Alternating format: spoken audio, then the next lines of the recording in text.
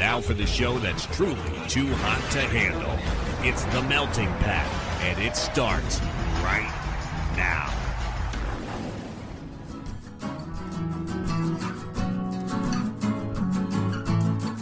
You're listening to The Melting Pat.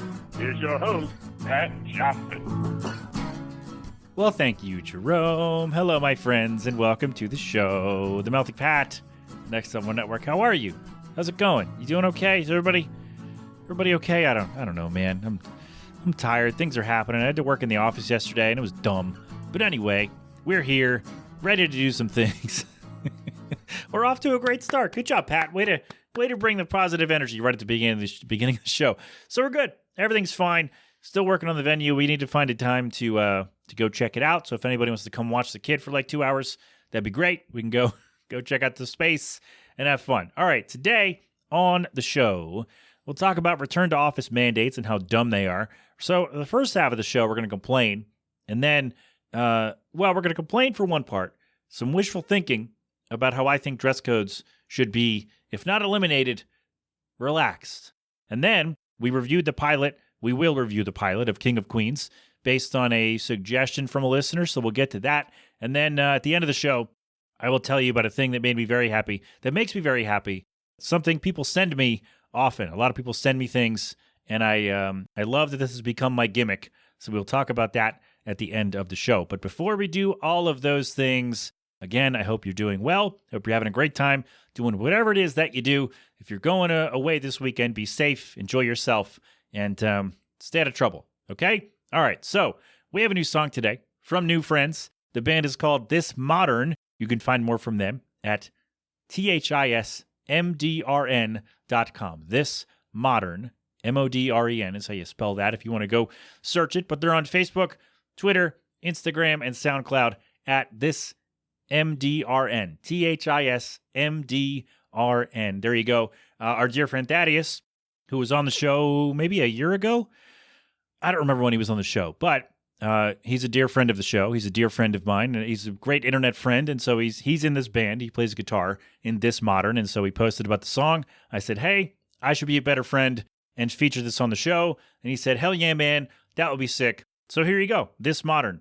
There you go. We got it. We did it. We're doing it. We're doing it right now. We're doing it. This song is featuring Tony22, and it is called Wasted Silence. Again, our new friends, This Modern. It's the Melting Pat. We're coming right back. I can't sleep through sounds of sirens, being led by blinded tyrants. In a world that's filled with violence, there is no wasted silence.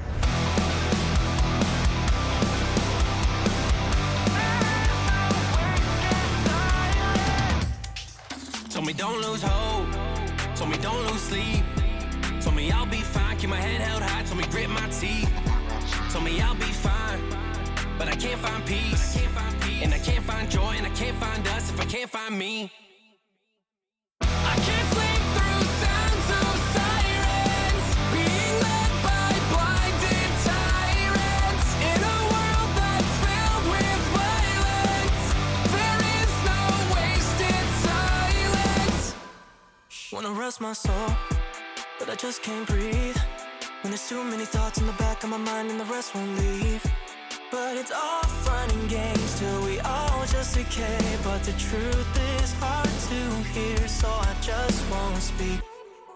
Don't speak. I can't sleep through sounds of sirens, being led by blinded tyrants. In a world that's filled with violence, there is no wasted silence. Someone set me free.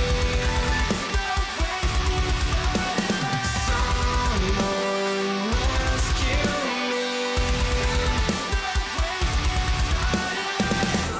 Someone set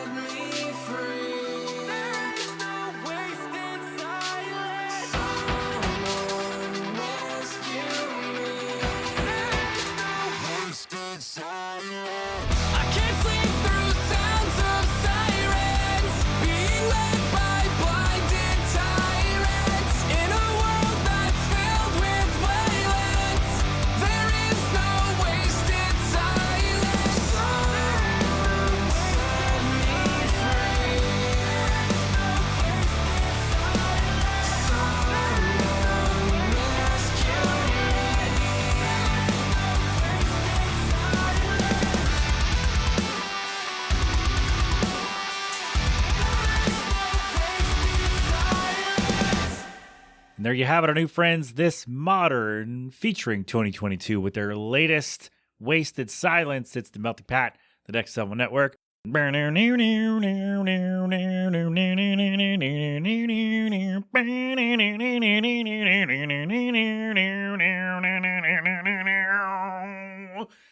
Yes, nailed it. I was losing my breath at the end there. Well, I added a little little stanza, I guess. And I thought it would be fun, and it was, but my lungs are not in the shape for this anymore. So my bad, y'all. Thank you. This Modern, THISMDRN.com. That will be in the show notes as well. So go check them out. Tell them Pat sent you. And, well, at the very least, Thaddeus would be excited. I don't think the other guys know who I am, but that's okay because Thad does, and he was excited, and Thad's a great guy. And we will also have the link to the chat I did with Thaddeus in the show notes too. So there you go. All right. Let's, there you go. This Modern, Wasted Silence, featuring Tony 22. There you have that. All right. Let's take a break. There we go. That felt like a good clap. Did it sound good? I don't know. Probably not. Doesn't look like it sounded good. It sounded good in here in the room, but maybe not on mic. Let's try again. Break. That looks better. Did that look better or worse? I don't know. Clap it up. Did that look better? No? All right. We'll take a break. We'll be right back. We'll talk about, we'll complain about mandates, work mandates. Not my work, but someone else's. Right after this. Hey, look at that. We're back. We made it. We made it back okay.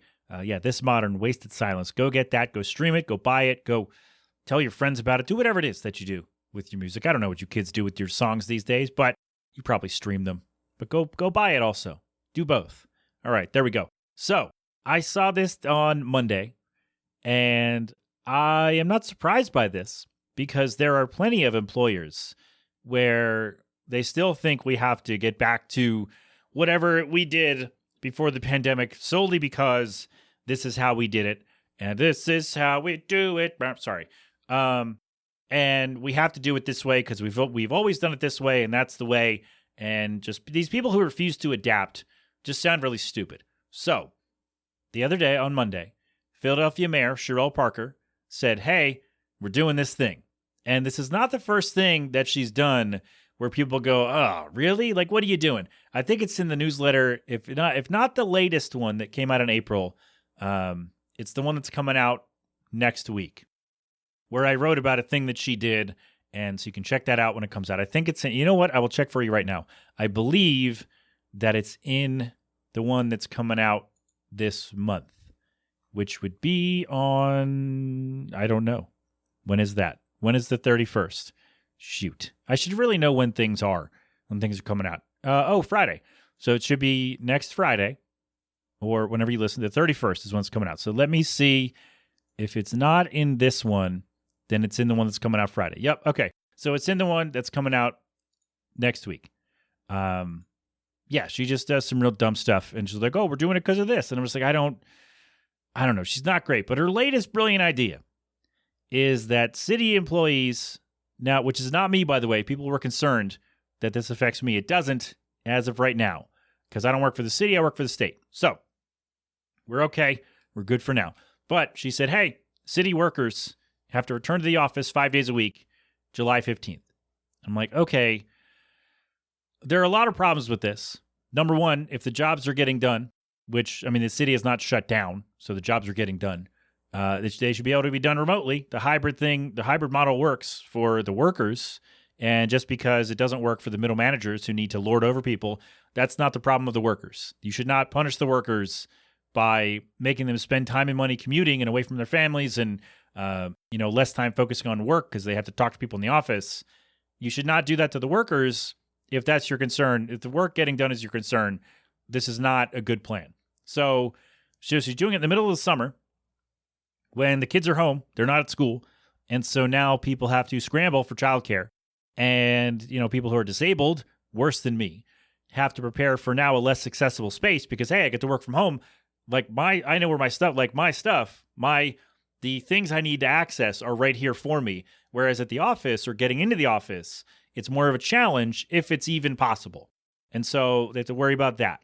And a lot of these buildings in 2020, 2021 downsized. They said, hey, we have, 3 floors of this building, but 80% of our workforce is now working remotely. So we don't need to have these 2 floors. Now we just have 1. And so where are you going to put them? Where are you going to put these workers that are now coming back to the office, who are now coming back to the office full time? Where are they going to go? Where are you going to put them? And it's just, okay, so the whole idea is that maybe not the whole idea, but a big component of this whole people back to the office is, we have to do it this way because that's what we were doing before. And this is the way we got to do it, right? Like I said, this is the way we got to do it. And this is just what it is. Okay, but things have changed. Not only in our work lives where we can work at home and get more done and do all kinds of other things, but in the office buildings now. That has changed. And so now you're bringing in, so the people who are still at the office are like, hey, I got room to maneuver. I can get a different chair. I can basically have my own, if you have an open floor plan like my office does, then you're the only person in the spot. You're like, hey, I basically got my own office. This is great. And now you're going to bring all those people back in and cramp that space for no reason because the work is still getting done. And if the work is not getting done, here's the other thing. If the work is not getting done, the issue is not that people are working in a different space than the office building. The issue is those workers are not good and they need to figure out what they need to do to become better, or you have to find new ones. You don't need anyone in the office. Maybe not anyone, but you don't need 300 people in the office when you can get by with 100 in the office and 200 working at home. You just need people who are working who are going to actually do the job. And the whole thing, the big thing, we got to get back to whatever, because that's how we did it. But that way doesn't work anymore. We found a better way to make things work for all of us. And the only people this doesn't work for, there are 2 groups who this doesn't work for. The middle managers who have to lord over people, and the real estate developers who are now losing money on their investments because, people don't need all that space. And that's, again, those 2 things are not the faults of the workers. They should not be punished or made to readjust their lives in a worse way because some middle manager decides, hey, I need to be able to see what these people are doing and not doing and be able to go over and scold them if they're not chained to their desks for 8 hours a day.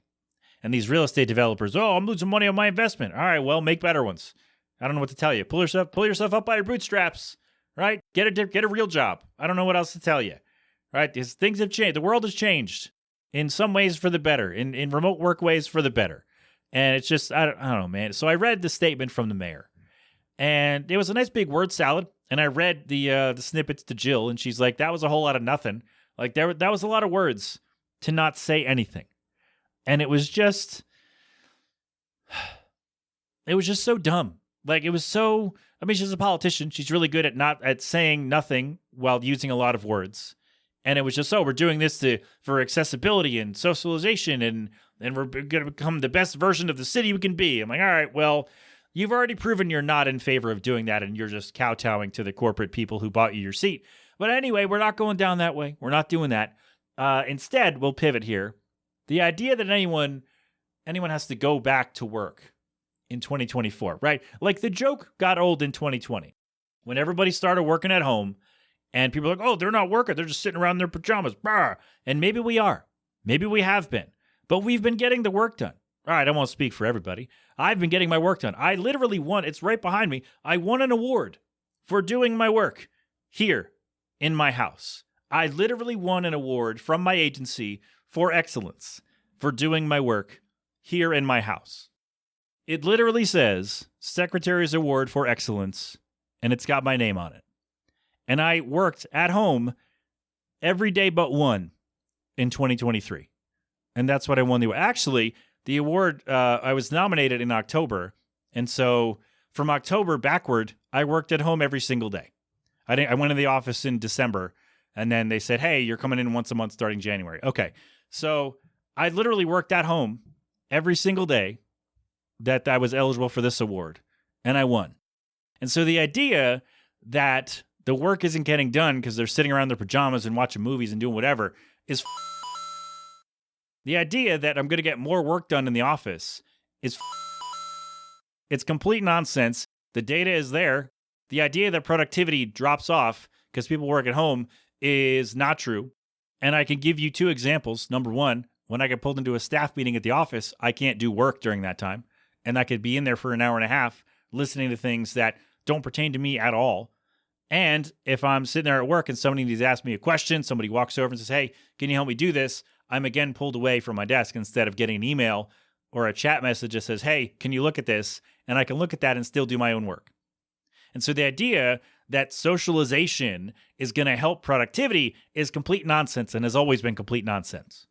And I've never understood the thinking. I've never gotten it, especially now that we've had this new arrangement with remote work and we've realized how much better things can be. It's just it's so dumb. Like the idea that, we have to go back to work in 2024. Like I said, the joke got old in 2020. And it was just so, man, if you could do the job remotely, you should be able to do it remotely. You don't need all the people in the office. Like I said, you need people who are going to do their jobs to do the work. And also, the transportation authority that would get all these city workers back to the office, it barely runs. And it's like every alert, I follow the accounts on the Twitter space, and every alert is like, hey, this bus, that bus, this train is either delayed for 6-8 hours or canceled altogether due to operator unavailability. And so you expect all these city workers who are going to take public transit, buses, trains, subways, whatever, you expect them to be able to get to work on time and get home on time. Not that you care about them getting home, you just want them in the office. You expect them to get to work on time when all these routes are not running. And because there's nobody driving, there's nobody to do it. And it just seems so short-sighted to say, hey, let's do this. But in 2 months, you're going to fill these trains with city workers and think it's going to be okay. You think it's going to be fine. And also, here's a fun tidbit of the story. The mayor did not clear this plan with the unions for the workers. Now, if you don't know how unions work, basically management will say, hey, we have this idea. And the union will say, okay, let's see how we can make that happen to make it work for everybody. You don't just come out and say, hey, we're doing this, and not tell the unions. And the union, none of the union reps for the workers were in, let's word that better. None of the representatives from any of the worker unions were at the press conference on Monday. And she said, I can affirm that none of the unions are happy with this plan. Yes, because you did not tell them, which is a gross overstepping, I don't want to say abuse of power. That's too strong. That's not the right phrasing. But it's definitely an issue when you're coming out and saying, hey, we're going to do this, and you didn't talk to the union, because that's what happens. That's why unions exist, to negotiate on behalf of the workers with management. In this case, with the mayor, with whoever, the mayor's office, I suppose. And so the whole idea of the union is to say, hey, wait a minute. Okay, you have that plan. Let's counter with this plan. And generally, they meet somewhere in the middle. Or the workers go on strike, or you do that. So it's just so, I don't know. So there's going to be a fight. I would imagine that the plan will not go as the mayor expects it to go, because the union will step in and say, hey, nope, you can't do this. Like, maybe you could do it eventually, but you can't do it. You can't expect people to do that in 2 months. And so they'll say, okay, 2 days a week for the rest of the summer or for the rest of the year. And then January 1st, 5 days a week back in the office. Like, that's probably going to be, if not the exact compromise, that's going to be close. That the union will fight and say, hey, we can do this, but they're not going to budge on, no one going back to the office all the time. They're not going to do that, which, that can be their thing. And then the union would agree or not agree or go on strike or whatever and go from there. But the idea that you expect these people to get back to the office 5 days a week and have childcare and have all these things, all these plans in place in less than 2 months is asinine. And it shows that this is another politician who has no concern, no regard for the people she employs. And it's just so, I'm sorry to get too deep in the weeds on this, but I just don't, we see this all the time where these politicians come out and they say, or anyone, any business owner, whoever, come out and say a lot of words and don't really say anything at all of substance. And then they just unilaterally decide a dumb plan and think it's great and go, why is everybody mad? And then it's just, all right. Yeah, the idea that, and the idea that, we need socialization. No, man, that's not a thing, because then you're pulling people away from work, which is your whole idea is to get the work done. And now you don't have that. I'll give you an example from my job. The other day, One of my bosses was walking by and said she was complaining people weren't working. It was like 8:35 and people weren't working yet because they were still setting up their PCs. Because when we go into the office, we got to plug in our laptop in the docking station and hook up to monitors and do all this stuff. And it takes time. And then sometimes when you turn on everything and get everything plugged in, the internet doesn't work. Like for whatever reason, you're not connected and you got to go through the steps to do that. And then the system has to take a minute to boot up and get ready and get you in and to do your work. And it takes time. And management knows this. But it's just, all right, man, it's, you understand the difficulties of coming in from teleworking, having to adjust all my things and knowing that that's going to take time. And you're still coming over here complaining because what? Because the list that you're supposed to send out is not out yet, and there's not work for us that needs to be done right this second. And so, yeah, you wanted socialization, that's what you're getting. You want people to be back in the office collaborating, that's what they're doing. While they're waiting for the things to get ready to get to work. They're socializing, they're collaborating with their coworkers. That's what they're doing. And it's just so, again, it's short-sighted. And the people who are saying, oh, we need socialization and people blah, blah, blah. No, you just need people to lord over. And you need to feel better about yourself because you're a middle manager stuck in that spot and you need to lord over your peasant subordinates. That's what it is. That's all this is. And the idea that we have to do it this way because we did it this way before is just so outdated, and we found ways that work better. So returning to an inefficient setup is regression. It's not good. Those employees, when I first saw the story, I said, hey, these employees should just quit because now they got to hire new workers. But now I thought about it again, and they should just keep working at home because then it's like, oh, you have to come in. Well, I'm getting my work done. So you want me to take an hour and a half to get all my stuff ready and get in and get all set up in the office when I could spend that hour and a half working here instead. And they go, okay, then they fire them. All right, cool, man. You got to pay me severance because I didn't quit. You fired me. So you got to pay out my severance and my leave and all that. And then you still got to find people to do the work. And that's a struggle because apparently nobody wants to work anymore. So that's a struggle then that the employer has to go through instead of just saying, hey, all right, you can work from home and we'll continue this arrangement. You come in 2 days a week or once a week or whatever. And we do this, and we do it this way because it's working. And guess what? If the people aren't doing their jobs, that's not a reason to bring everybody back into the office. That's a reason to look at that employee or those employees and say, hey, what are you doing and not doing? What do we need to do to make this better for everybody? Or do we have to let you go? And so that's how you handle that instead of this blanket unilateral decision that's really bad for everyone, essentially. I don't know, man. It's just really, 4 years, we're still doing this. We're still saying we got to get back to normal and back to this and that, do this. And it's just it's so outdated. And I can't understand why. Well, I do, because the people who are in the real estate and doing all this are crying about having, $7 million instead of $12 million. And they're blaming that on the workers. But guess what, man? Those city employees don't make enough money to go to all the fancy restaurants and shops downtown. They don't. And they're just going to want to get home and not hang out in the city. And so your plan is going to backfire, and you're going to have a lot of angry workers, and you're going to have to hire new people and train them, and they might be bad, and so you're back in the same spot, but you have people in the office, so I guess you're happy about that. So there you go. It's just so, there are still people who say, oh, I can't handle, oh, well, you guys are remote. I need to see faces in office or whatever. I can't handle this. Then find somewhere else to work. You not being able to adjust after this long to dealing with remote workers is not the problem for the worker. We're doing fine. We're doing better than fine. If you're the problem, it's you. You need to fix that, and it's not our fault, and it shouldn't be our responsibility to cater to your weird need to be around us all day.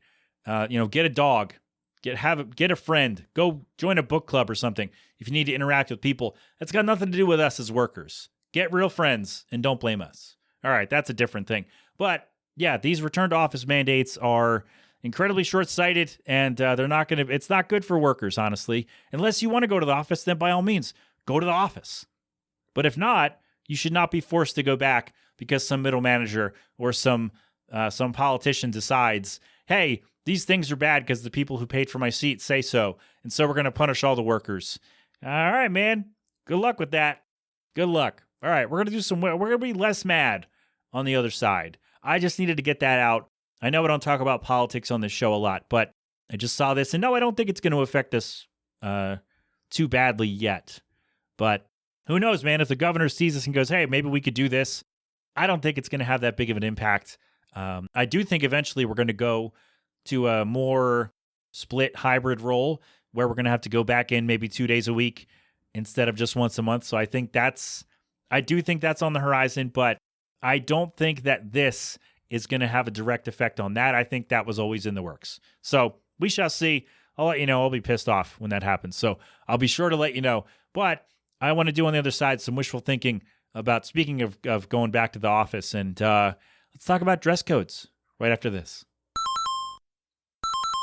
Okay, so this is related to office work and doing all that stuff.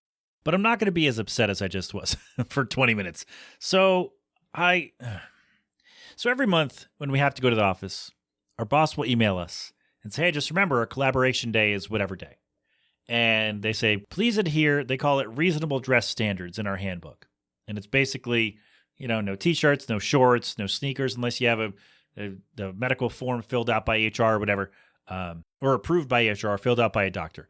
And which I thought about doing because, hey, I walk funny. Let me wear sneakers at work. I might still do it. So like, hey, adhere to reasonable dress standards. And here's my thing.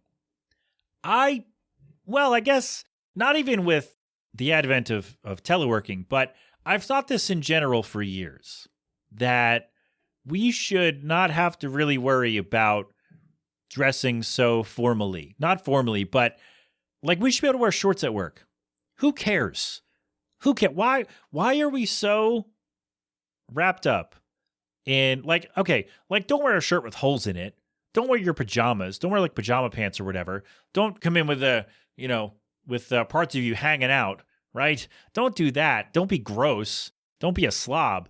But I just wonder why we're so we're in the office once a month. I don't see the clients we serve. I don't see anybody face to face ever. And so even if I did, why are they going to, are they going to be mad? They're going to complain that I wore shorts because it's May, June, July, August. They're going to be upset that I wore shorts when it's 80. I don't know, man. Like, I wouldn't wear basketball shorts. I'd wear cargo shorts, right? I would do that. Like, what does me wearing pants versus shorts have to do with getting my work done? And I know it's like, oh, you have to be professional facing. Blah, blah, blah, blah, blah. I'm like, all right. Is somebody from downtown coming in? Is somebody from the governor's office coming in to look at me? No? Then why can't I wear shorts? Why can't I wear sneakers? Who cares? Why do we still do this? It's the same idea of like, oh, we've always done it this way. Okay, but why? Who cares? Why do we care? Right? Like, oh, we used to wear suits and ties to work. That's nice. Go back to that time then. Go wear a suit if you want to wear a suit to work. Go right ahead. But why are we still adhering to, I don't want to say like super strict dress codes, but like, why can't I wear a t-shirt at work? Why can't I wear a pair of shorts? Again, not like basketball shorts. I feel like there's a line there. Well, like, why can't I wear cargo shorts? Why can't I wear, not even cargo, like khaki shorts or jean shorts or whatever? Why can't I wear those to work if it's hot? Why can't I do that? Why are we still in this? We have to present ourselves in a certain way when the only people who are going to see me at work presenting myself, that sounds dirty, are my coworkers and my bosses. And so why are we so concerned with looking a certain way? Look, like I said, don't come into your pajamas.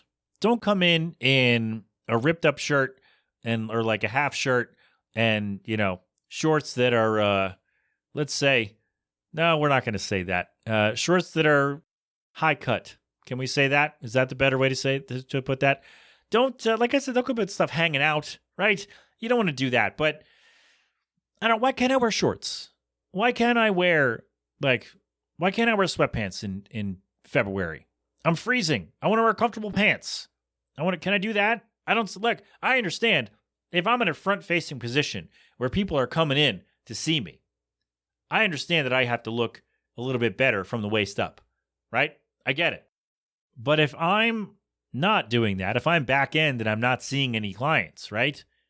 Why can't I just wear shorts? why do I have to be concerned with these reasonable dress standards? Why can't I wear sneakers? Why is it so? Why do I need to go to HR and fill out a medical exemption form or whatever to wear sneakers to work?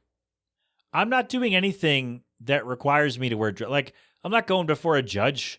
I'm not going before a panel of a disciplinary board or whatever. There's no reason that going into this dilapidated building in a crappy part of the city should have to wear dress shoes to go to work and sit there for 8 hours. That's the thing. I'm just sitting there for 8 hours. Nobody's seeing my feet but me or whoever it happens. I walk by, whatever. Why do we care? Why are we so focused on this? Why do we care about this so much? I don't know. Have I talked about this already? I don't know. Should we look it up and maybe this segment will be redundant? Let's do that. Okay, so I haven't updated the stuff I talked about. I did. I have it going back as far as whatever episode, but I didn't see that I talked about dress codes before. So, so as far as I know, this is not redundant. But I just don't understand why it's the same line of thinking where, we've done it this way, we have to do it this way. We got to get back in the office and do this and that. I'm just like, what for? What for? Like, who is it for? Who is the dress code really for? Like, why are we catering to whoever? Because, you don't like seeing people in shorts? You think it's unprofessional? Look, man, I'm getting the work done. Why do you care what I wear? I'm not wearing pants right now. I'm not in the office, obviously, but I'm still getting all my work done. All my work's still done. My list is done. All the things that I can process and handle as of right now, they're done. They're done. That's why I'm doing this, because all my work is done. I handled it, and I'm not wearing pants. And so me wearing pants or a collared shirt or, nice fancier shoes has no effect on the work getting done or not. And, you need to be seen as professional. By whom? By whom? The only people I'm seeing are my coworkers. Who cares? Why do we care? Why do we do this? Why it's again another antiquated idea of, we've done it this way, we got to do it this way. Why? Can someone explain to me why the business casual dress code is the norm and why shorts and t-shirts are not okay at work? I don't get it. Or like working an office job. I sit in an office all day, not seeing clients, seeing no one but my coworkers around me. Why does it matter that I'm wearing shorts or a t-shirt or whatever? Why is that such a big concern that they have to remind us when we're coming into the office once a month? Hey, please adhere to reasonable dress standards. Reasonable according to whom? Why are we doing this? If you're back end, you're working in an office, especially if you're working IT, people, you know what? People who work in IT, let me know. I think I got some people who work in IT who listen to the show. So if you're working in IT, let me know. What is your dress code at work? What do you have to wear? And or what can you not wear? If you're working IT, here's what I'm picturing. If you work in IT, you sit at your desk, maybe you have your own office, lucky you. You sit at your own desk and you do your typing and your coding and your help desking and whatnot. You got your little cube. Hold on. Motorcycle just went by. Sounded like it was right behind me. And it's really annoying. It was really loud. Sorry. So if you work in IT, in support, and you're doing a help desk, you work remotely, or you work, you don't go out and see the people and go out and do those jobs. You handle things virtually from your office. What are you allowed and not allowed to wear? Can you wear shorts and a t-shirt if it's hot?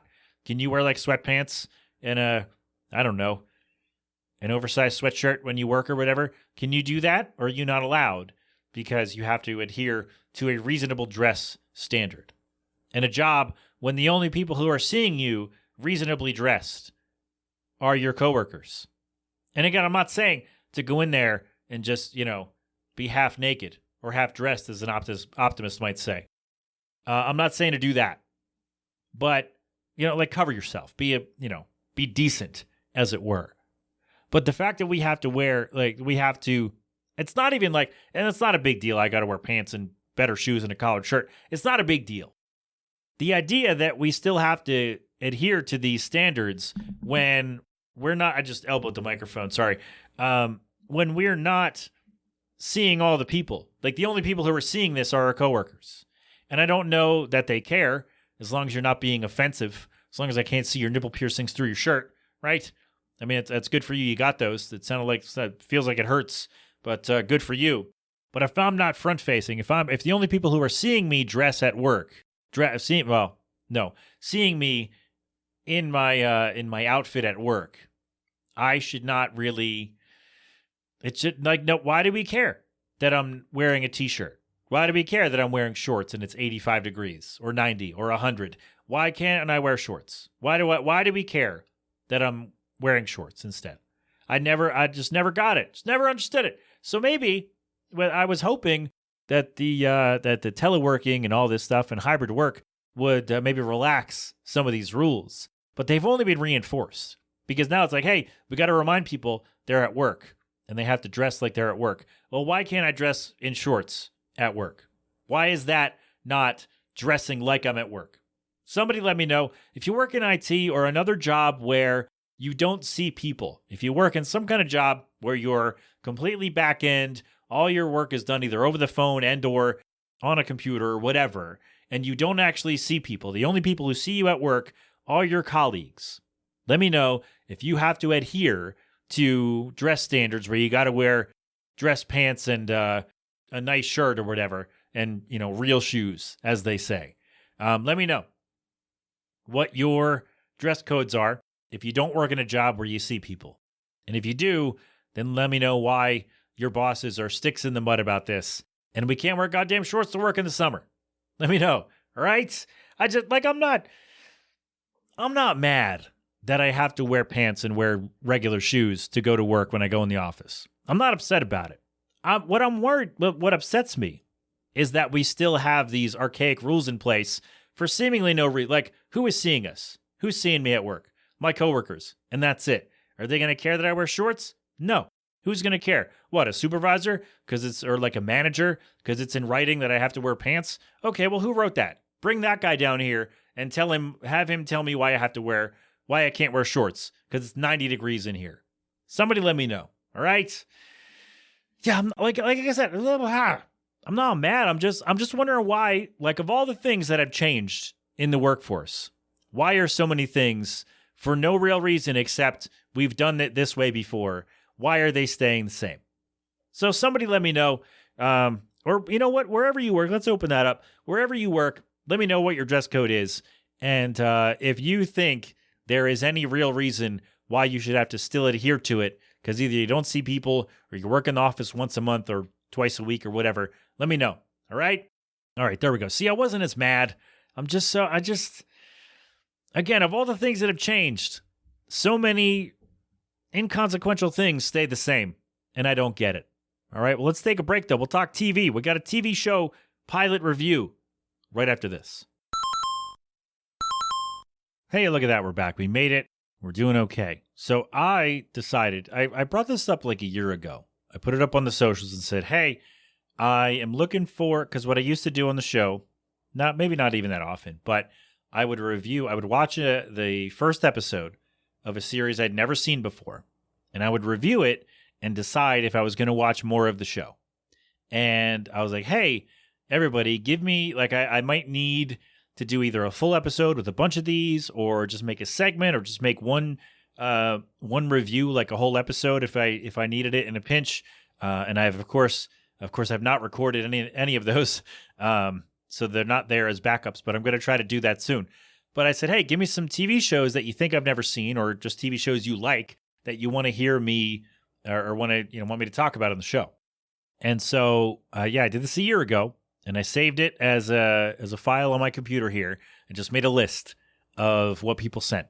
And our friend Jimmy, not Jimmy from Mayfair, an actual Jimmy, thank you, buddy. He said King of Queens, which if you want to watch, if you want to follow along, you can pause and pull it up on Peacock, or if you have it, watch the pilot with me, and then I'll come back and I will break it all down as best I can. So this one is not in the camp of I need to know if I'm going to watch more of the show, because I've seen a lot of King of Queens, so not exactly in line with the segment, but it's all good because it's a really good show, and it was nice to revisit it. I hadn't seen the pilot in a long time, and it's a show I did enjoy very much, and I enjoyed getting to watch this and have fun. So there we go. So we'll do that.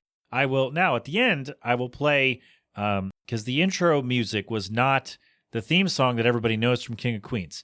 I will play that, a snippet of that theme song as we go to break, as we get to reviewing the show. But at the end, I'm going to play the closing credits music because I thought it was really cool and I wanted to include it somehow. So if you want to watch along with me, Season 1, Episode 1 of King of Queens, it's on Peacock, or if you have it on DVD or by some other means, then pause the show, watch the episode, we'll hit the music, and we'll come right back. I don't care, cause all I wanna do is cash my check and drive right home to you. So before we get started here, this I didn't look up when it aired. I probably should have. That'd probably work out for context. Let me see. I should have. You know what? When you paused, I should have paused, and I did not. So I should probably look up when it aired. All right, September 21st, 1998. That is when this aired, and so that's the time frame that we're looking at here. Of I don't know any references or there were at the end. At the end, they made some. I guess, a joke that wouldn't fly today. And that's not, I'm not saying, oh, you're so offended. No, I'm just saying, like, the language has changed. And, instead of saying hooker, we say sex worker. And that's a more apropos term, more appropriate term. So, that was the only thing. Like, maybe, I don't think there was anything else that really jumped out. Like, whoa, this is definitely a 90s show. But that one was, that jumped out at me at the end. But anyway, King of Queens. The pilot, it doesn't have a title. The other ones do. Other episodes do. But this one is just called Pilot. And hold on. There's the motorcycle again. Hold on one second. It's warm now. And so these guys are going to ride around on their motorcycles and make all the noise because I don't know. Anyway, it's really annoying. So the synopsis on Peacock, it just says, Doug's father-in-law moves into the TV room. That is the synopsis of the episode. So let's get there. So we start with Carrie on the phone. Talking about a new TV that got delivered, a big TV. She says it's so big, the instruction manual is bigger than our old TV.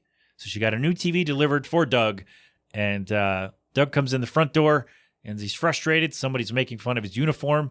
I guess his shorts are too short. And Carrie's like, hey, Doug, he's 5. Be the bigger man. So right off the bat, we have bumbling guy coming in like, yeah, you too, man. And his wife is the level-headed one so far as we enter the show. And so she's like, hey, I got the new TV delivered a couple days early just for you. And so it's in his little cave, his man cave in the basement. He's got a bar down there. He's got drums. He's got guitar. He's got foosball table. Got a couch down there. He's got his own space.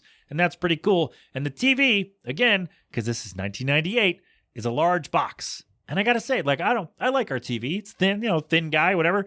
But I kind of miss box TVs, right? Because, like, the bigger TV was a status symbol. Now it's not bigger. Going backwards, it's bigger going across. That's the status, right? But I kind of meant like a weird nostalgia for a box, for a large box TV. I don't know. Just maybe that's just me. I understand they're practical. Now they're a nightmare practically, and having to move them sucks. But I don't know. Kind of miss big box TVs.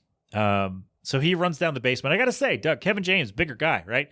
He got down the stairs pretty quickly. I'm impressed, unless it was it could have been a stunt double. But anyway, he runs down the stairs. He's so excited. His friends come over, and they did not get down the stairs so easily. They tripped over each other, and that was funny. Just sitcom pratfalls, man. I love sitcoms.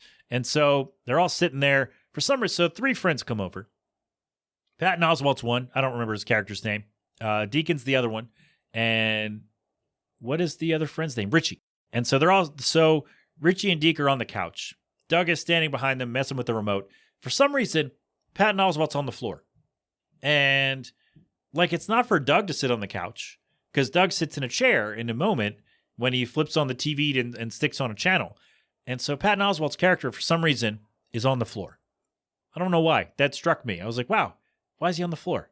I don't know. So he's going through, and Doug's like, oh, picture in picture. And he's very excited about that. And I remember being excited about that when we could first do it on TV. And it's funny now, though, because that's how a lot of ads are played, in picture, right? They go, oh, we'll take a quick break, quick time out. Here's a message from Verizon or whatever. And they go, the ad gets bigger. The ad is 60% of the screen or 70% of the screen, and the show is 30%. and on mute, and then they come back. So it's very funny that this innovation that this guy was really excited about is now pretty much a standard for watching commercials. Just thought that was very funny. And so they're on the couch, and Doug's like, all right, we'll turn on the news. Maybe you might learn something. And two of his friends were looking at each other like, hey, would you, because this is, again, 98, so Bill Clinton was president. And guy's watching, he goes, hey, would you do Hillary? And Deacon goes, yeah, it's a first lady, man, you got to. And then this exchange is what came next. I don't know.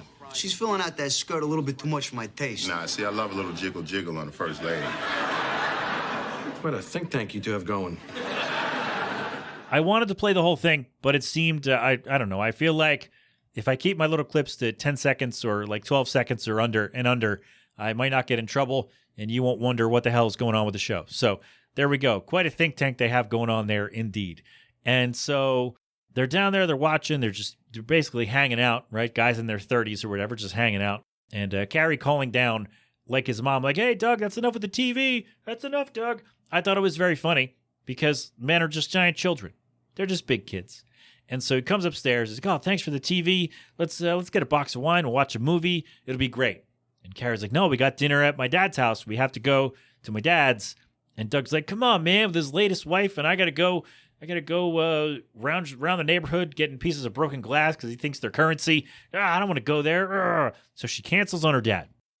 And then movie night with a big TV. And then, they want to do things that husbands and wives do, right? They want to fool around a little bit, right? So they're trying to get that going.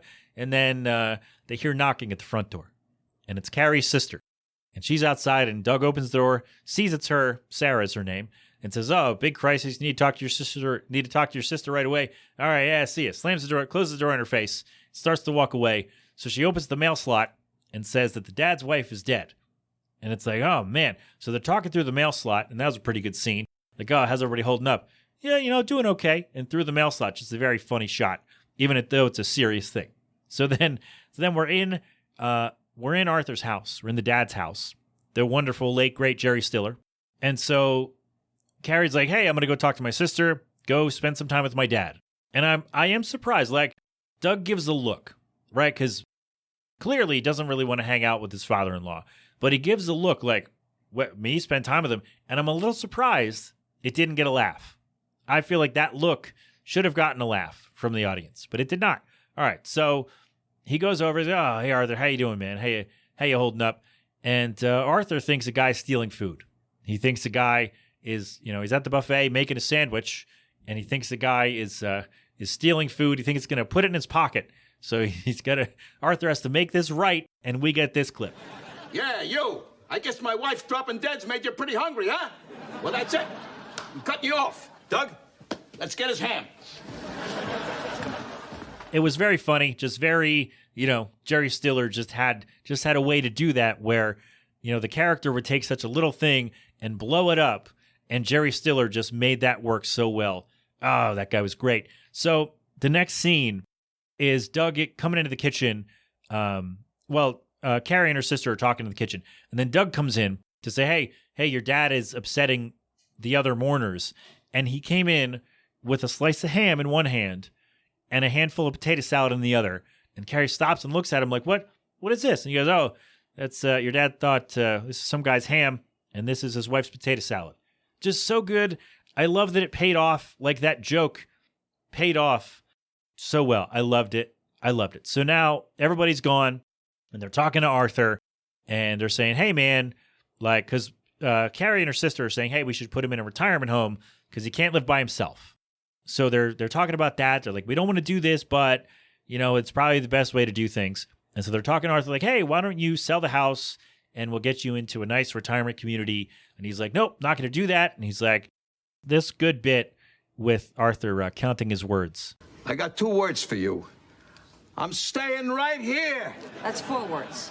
Oh, is it? Then I got another 4 words. Screw you. Oh, that's 2 words. Arthur, maybe you should stop saying in advance how many words you have. Yeah. Once you do that, you're pretty much locked in, huh? Yeah, right. Okay, thank you. Dad, look. I just thought it was funny. I had to clip it out because it was very funny. And so they're like, hey, you can't be left alone because, things happen. Things go wrong when you're left by yourself. And he's like, oh, I resent that. I'm going to stay here in the house that I built with my own 2 hands. And then, of course, a very sitcom-y optical flip, as it's called, where it's a setup, and then right away the next shot is the punchline, the end of the joke, where the house is on fire. It turns out that he had tried to cook his dinner on a 42-year-old hot plate, and he burned his house down. And so he's in Doug's kitchen, and Doug's like, hey, what's going on? What is happening here?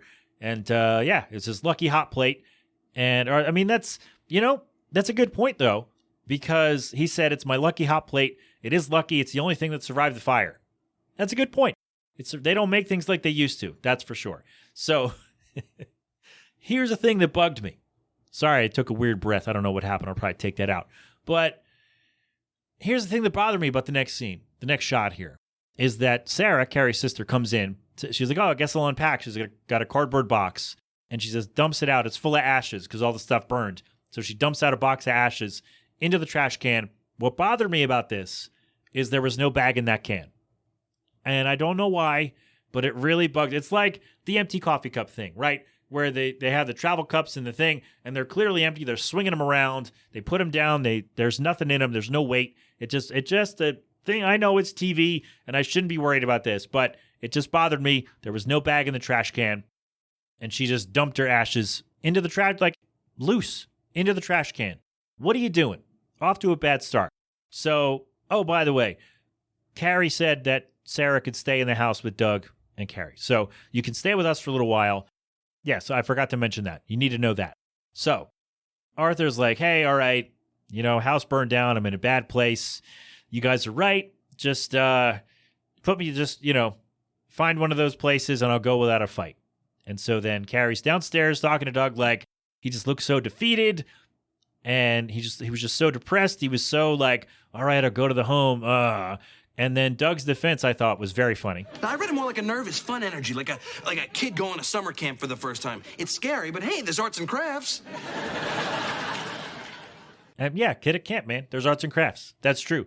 But then they decide, Carrie kind of decides, and then Doug goes along with it that, all right, they agree that Arthur will move into the basement where what previously was Doug's man cave with the large TV will now be Arthur's space in the house.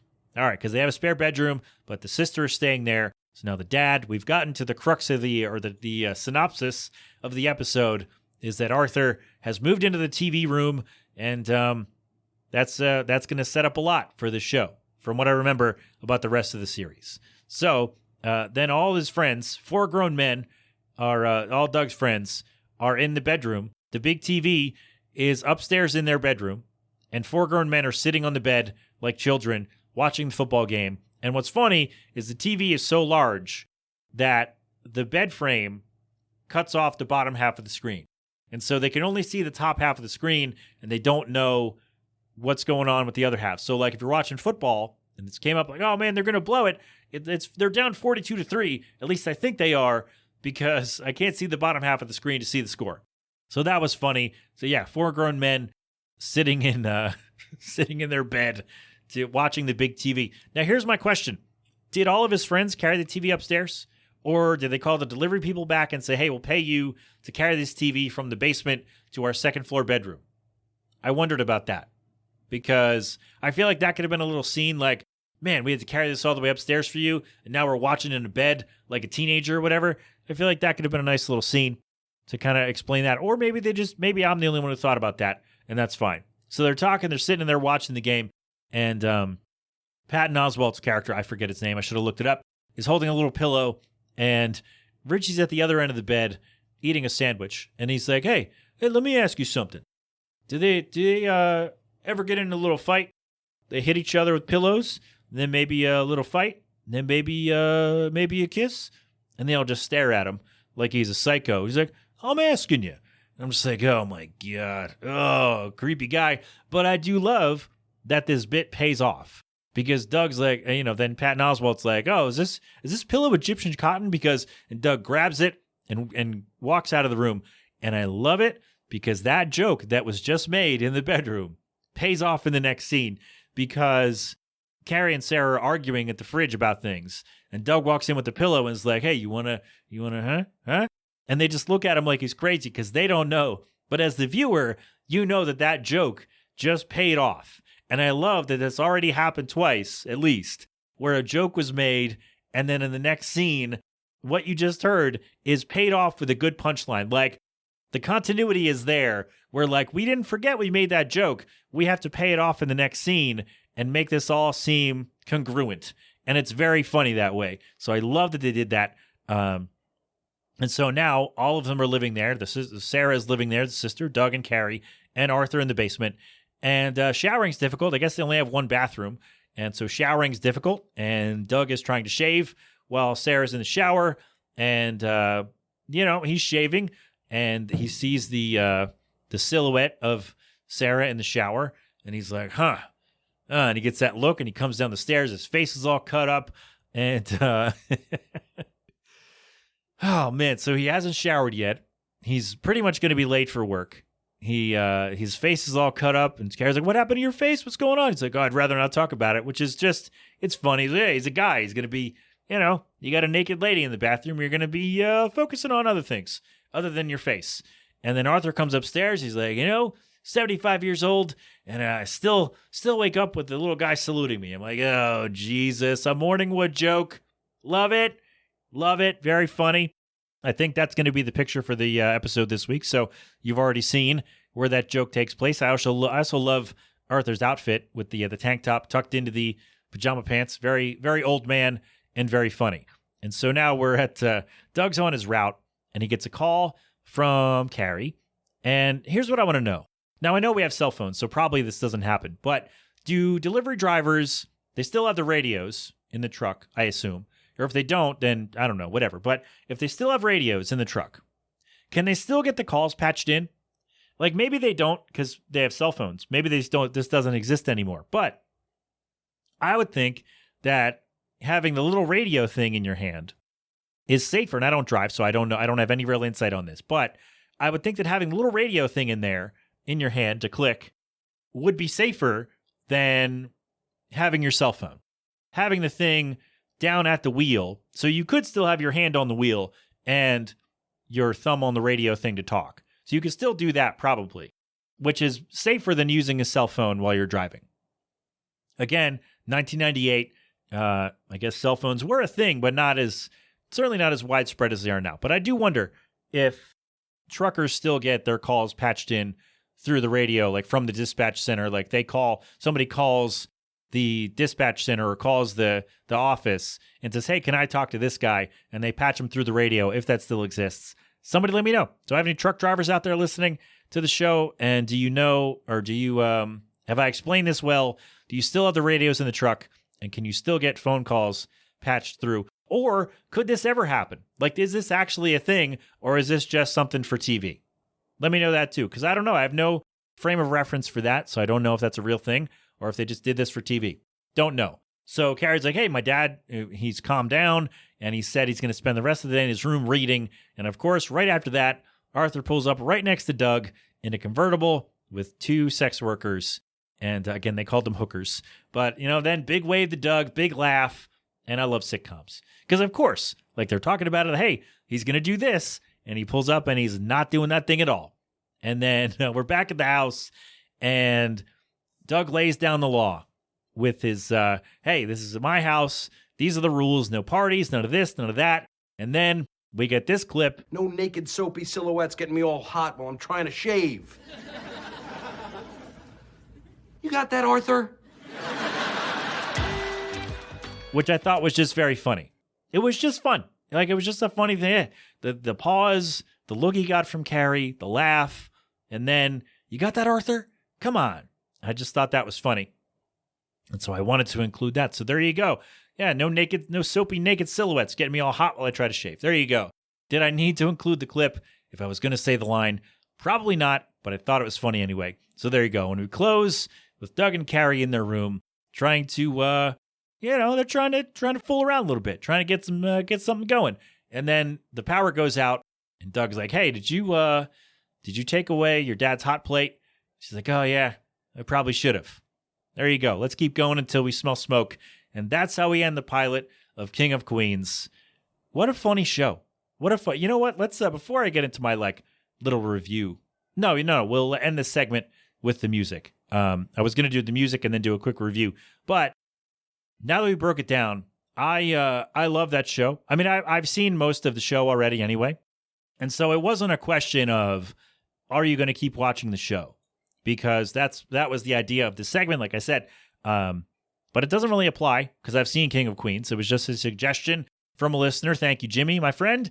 Yeah, I love King of Queens. I love it. Like the chemistry with the actors is already apparent from episode 1. It's already there. Like you can already see that everybody so far who we've seen is just going to be funny with each other, right? Like Doug's friends, they're going to be funny with each other. And Carrie and Doug have a great relationship and have a great back and forth.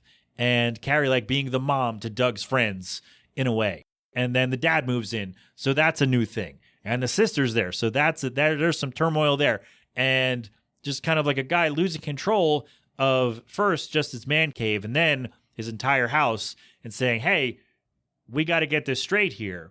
And then, you can already tell that this is going to be fun and that these people are going to, even when they have to deal with serious stuff, that they are going to be funny about it. There's love in this family, you can tell. And everybody involved so far just has really great chemistry.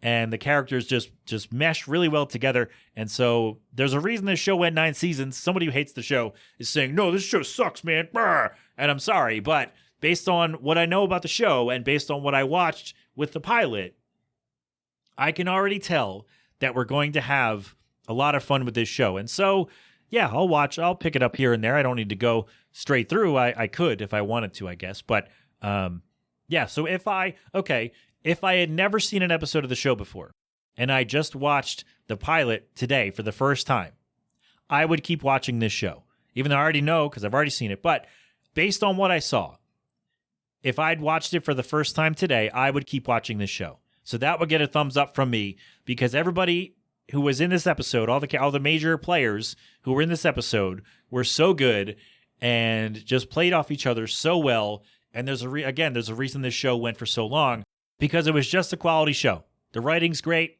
The actors were great. Everybody played their roles so well in just the first episode.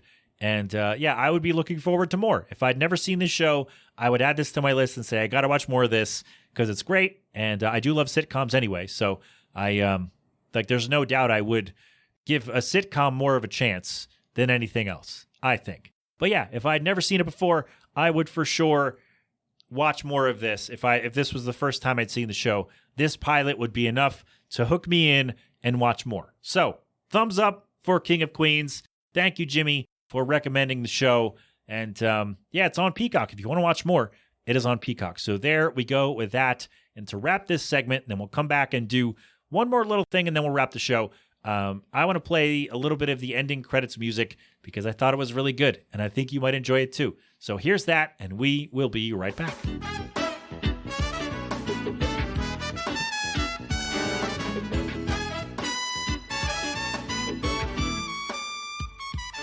Okay, that was fun. Did we have fun? Did we enjoy that? Should I do more shows? I have a few still on the list. So again, thank you, Jimmy. Thank you, everybody who weighed in a year ago about that, and I'm sorry it took so long for me to get to any of these. But yeah, we're good. We're good. All right.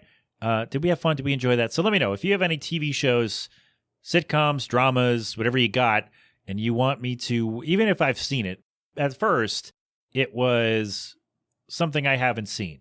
And we'll see if I want to keep watching.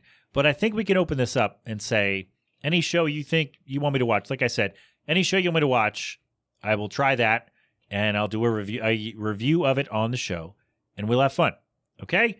All right. Great. Sounds good, everybody. Thank you, Jimmy, for that. King of Queens on Peacock. Go check it out like you've not seen it before. But if you haven't, go check it out. I hope you enjoyed that part of the show. All right.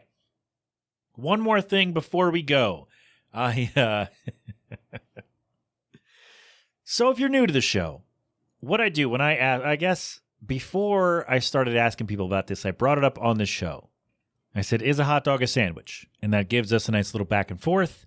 They either say it's not a sandwich or they're wrong. You know how it goes. And so what people have done, because this is not like, it's not an original thought that I had. It's just something I thought would be fun. And I tweeted it at the president every day for like 2 years. And I'm surprised I was never blocked or put on a list or something, because I was basically harassing the president in a very tame way. But he was a thin-skinned guy when Trump was president. I did ask Biden. He didn't answer either. So, negatives for both of those guys. But so I just thought it'd be fun. Like, it's a question that it doesn't take into account your character or background or whatever. It's just a fun thing. Like, hey, do you think a hot dog's a sandwich? And then we go back and forth. We have fun. And that's that. It's a nice little thing at the end of an interview or the end of a guest appearance for somebody to do. And I say, one more question. This is fun. Little bonus at the end. And so what listeners and friends have started to do, because they know that I ask this to everybody, and I don't know if they all listen to the show or if they just remember that I would bring this up, but they will start sending me, like when summer comes around, the question will come up from all the local news places and all the websites and all the whatevers.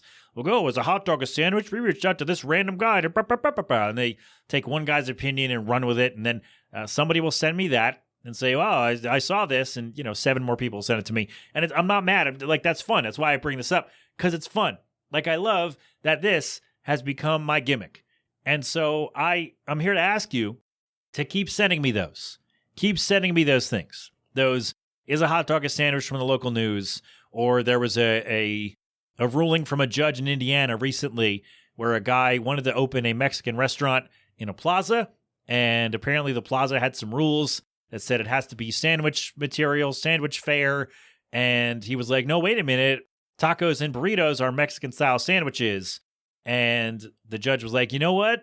They were, like, the plaza, whoever, the overlords of the plaza, were right in their determination, in their language, in their statement. However, you are also correct in saying that tacos and burritos and empanadas and whatever are Mexican-style sandwiches, and therefore you're allowed to open your second location of your taco shop in this plaza, and like, we figured it out.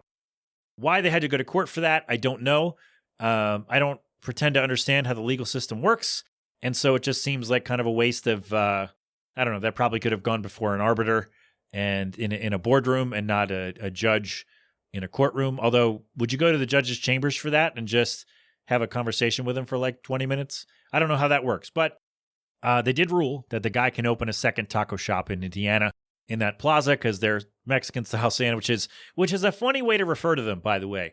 Whether or not you agree with the assessment, like referring to a taco or a burrito as a Mexican-style sandwich is just funny. Like, it's just funny to do that. Like, I'd like a Mexican-style sandwich there, the tightly wrapped one, or the open one. I guess that'd be the Mexican open face would be a taco. So I guess a quesadilla would also be in that category. So please keep sending me those stories. I love them. And also, a ton of people have sent me this one where it's like, is a hot dog a sandwich? No, it's a taco, based on the cube rule of food. And it's a graph, a graph of like, oh, it's if the bread is on this side and that side, then it's this. And if it's on this side, if it's the bottom and the sides, then it's this. If it's the top and the side, and it's this, and all that. And it's very funny, and I don't get tired of it. And so I love that you think of me and you send these things. I will say, though, you're not going to convince me that a hot dog's a sandwich. I'm sorry. It's just, look, based on the information that I have and the evidence that is in front of me, I don't believe a hot dog's a sandwich. If you do, that's fine. I'll think a little bit less of you, but that's fine. And I'm not going to be mad at you about it. But if you see any of those, like sandwich related or, questions you should ask that don't call into account anybody's background or character, like cake or pie, or does a straw have one hole or two, or, things like that, please keep sending me those posts. I will read them. I will always smile about them. And I will often tell you that you are at least the 8th person to send me that. And thank you for thinking of me. Thank you. I'm glad that I'm in your brain when you see that. I'm very happy. I mean that. I'm very happy that when you see somebody say, oh, is a hot dog a sandwich, or is this a sandwich, or is it a North American taco, or whatever the case might be, it makes me very happy that you see a post like that and you think to yourself, who would love this? Pat would love this. I'm going to send it along. And don't worry that you might be the seventh or eighth person to send that to me. I don't care. I love it. Send them all. I'll smile about every one of them. I'll give you a heart reaction or something. And just know that you have made me smile when you send me those posts. So please keep sending them. Don't try to start an argument. Don't be a jerk about it. But no, because again, we're not going to convince each other. If you think a hot dog is a sandwich, you've heard my argument many times on this program. And like, you're obviously not going to be convinced otherwise. And you know that I'm not going to be convinced that a hot dog is, that is a sandwich. So you think it is, I think it isn't. And let's call the whole thing off, right? Like, that's okay. But I do love that you send me all the things. So please keep doing that. Please remember that. Sorry, that's a kid thing we watch. Please keep sending me those posts. I love every one of them. Now the summer's coming. We'll get more of them, I'm sure. If you have any questions like that you'd like me to ask to people, because especially people who've been on the show already, I think it might be fun when they come back to the program to have another bonus question, a different question to ask at the end of our segment. I think that'd be really fun. And if you have a question, an idea for a question like that, or even if you don't come up with it, if you find one and you go, you know what, this might work, send it on over and we'll go from there. So yes, I do appreciate every one of you who sends me those hot dog sandwich, or is this a sandwich, or is this a whatever. Please keep sending them. If there are any more court cases about what is or is not a sandwich, I'd like to hear about them, because I love to read all that stuff, because it's just fun, and I think we can all have fun together. All right? All right. Thank you very much. Break.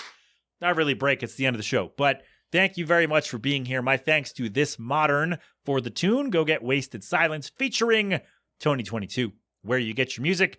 This mod, THISMDRN.com. This Modern for more from them. That'll be in the show notes. Thank you, my friends. Thank you, everybody, for being here. Thank you, Jimmy, for recommending King of Queens. That was a lot of fun. We made this a bit of a bigger show because we added that in, but we had a ton of fun doing it. I will get back to those soon. What I might do is just kind of record those separately and either have them in the chamber for when I have to go away, or put them in an episode when I feel there's not enough show. So we'll do that. We'll do our best, and we'll try to have fun there. All right? All right. That's all. We did it. We did the thing. Thank you very much. This has been an 8 Boiling production. So until next time, my friends, have fun. Be safe. Thank a veteran. Wear your mask. Wash your hands. Get vaccinated and boosted when you can. And of course, don't do anything I wouldn't do. Oh, sorry. TheMeltingPat.com for all of my things. Patrons will get a bonus this week. So sign up for that. Patreon.com/TheMeltingPat. Sign up for the newsletter. It is coming out on Friday, the 31st. So go get that in your inbox. You can also sign up to get all of the website posts, which is basically at this point show notes, because I don't have time to write much else. So you'll get that to your inbox as well. And yeah, that's it, right? Yeah, themeltingpat.com for all of the things me. Great. And if you want me to update the website, if you can do it, let me know and I'll pay you. All right? Because I'm not doing it myself. I don't have time. But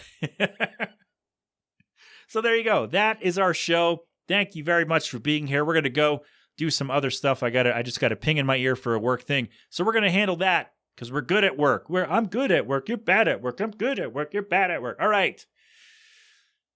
Pat, just end the show. You're right. You're right. Thank you for being here. I love you so much. I'll talk to you very soon. You've been inside the Melting Pat on the Next Level Network. Go crap open a cold one.